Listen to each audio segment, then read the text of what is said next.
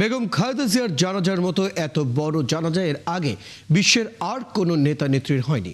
তার মৃত্যু ছিল মহান মৃত্যু, এমন মন্তব্য করেছেন বিএনপির ভাইস চেয়ারম্যান ও নোয়াখালী ৩ আসনের বিএনপির প্রার্থী বরকতুল্লাহ বুলু।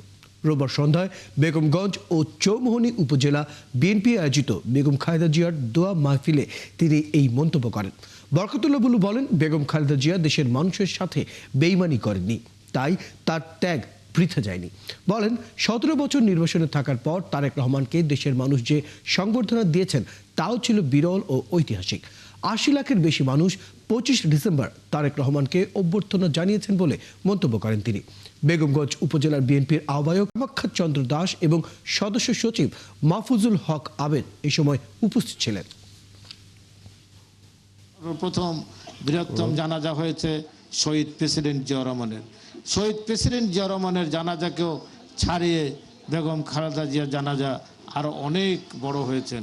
এতে প্রমাণিত হয়, আপনি যদি দেশের মানুষের সাথে কোনো বেইমানি না করেন, জনগণের জন্য থাকেন, আপনার ত্যাগ কখনো বৃথা যায় না।